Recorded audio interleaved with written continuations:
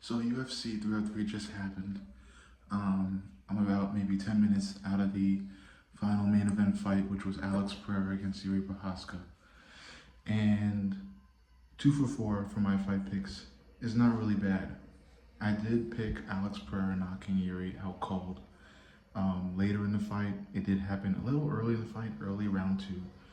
Nonetheless, it still happened. What was the earlier fight? Michael Venom Page versus Ian Garry. I had Michael Venom Page winning. He came in there and he couldn't really land anything. I think it just shows how good Ian Garry is. I don't really like the guy, but you gotta pay respects to the kid. He's knowledgeable, he's intelligent, he knows the fight game, he has a high fight IQ, and he knew what to do to defend the brilliant striking of Michael Venom Page and also maintain top control in times where he was able to bring the fight to the ground or just take Michael Venom Page's back and hold on to Michael Venom Page's back for the entire fight. That's the way it went. Props to Ian Garry. MVP looked shit. He's got to fix something, or else he's going back to Bellator. Next fight. Okay, Diego Lopez. As we all know now that Brian Ortega dropped out last minute, and what's his name? I think it's Bob Ige. This Hawaiian guy steps in and he fights Diego Lopez. I think it's Bob Ige. The last name is Ige. I know that for sure. But he is amazing. I think he's one of my new favorite fighters.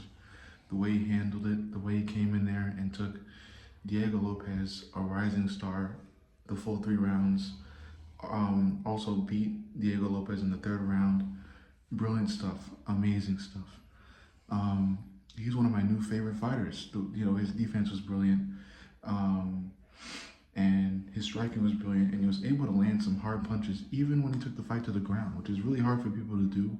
You know, while they're on the ground in grappling exchanges, it's very hard to strike and strike well and strike hard against your opponent on the ground and in those exchanges.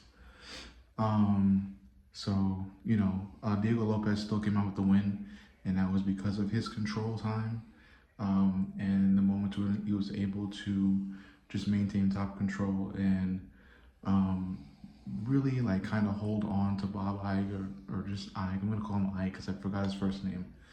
The way he was able to hold on to him, especially near the end of the fight when Diego Lopez was in trouble.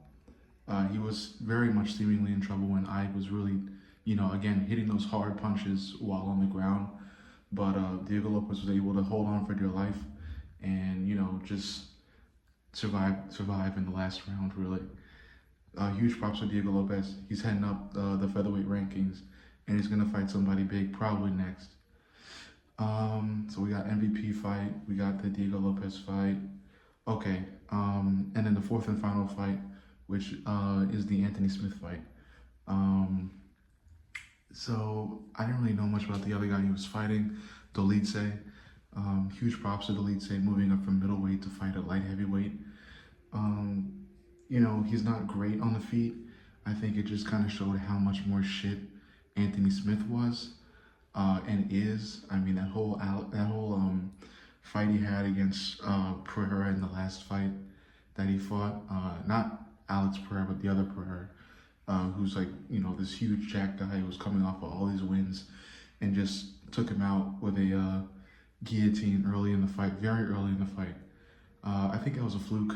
I think, you know, Pereira just walked into the wrong thing, got himself into the wrong situation, and it just ultimately ended up with Anthony Smith's benefit. Anthony Smith, shit fighter, says he wins on paper against all these legendary fighters like John Jones. He's just a shit fighter. I mean, it was embarrassing, such an embarrassing performance. The whole time he's just fucking feinting punches, teeps, feinting everything, not really landing shit. It was a sorry performance, and I'm just disgusted with it, and I don't know how he could have stepped in the octagon and did what he did. Terrible stuff. But anyway, just to circle back to the Garry Prochazka Alex Pereira fight. Great fight. I knew it was gonna happen.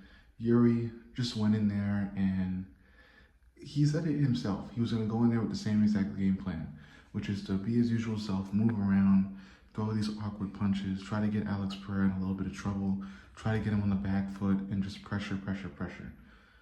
None of it worked. He caused zero harm to Alex Pereira and was caught with all these dangerous strikes early on, which Alex Pereira does to everybody, and no one really is able to take them like Israel Adesanya was able to, or is able to.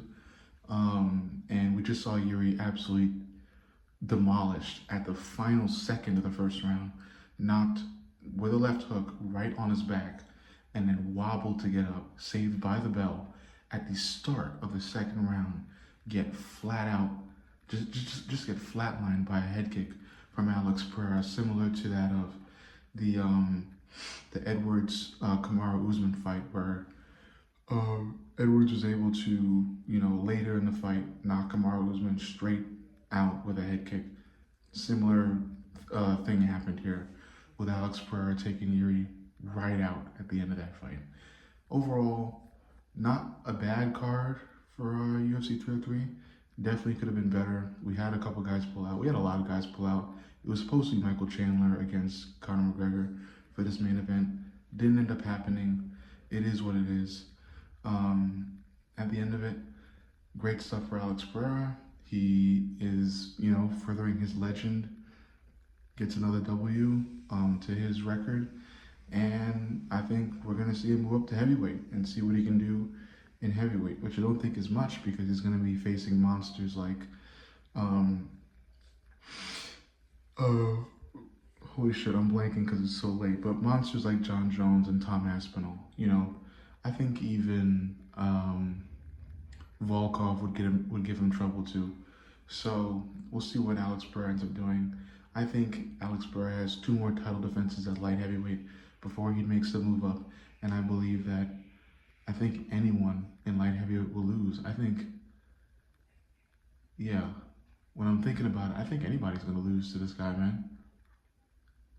Yeah, there's not really anybody in the light heavyweight division that I think will give Alex Pereira problems. I think it's more so heavyweight. So I think Alex Pereira owns this division, and as long as he chooses to stay in it, he's going to dominate for that length of time. Anyway, that's my wrap up for the main card of UFC 303. All the fights I made picks for.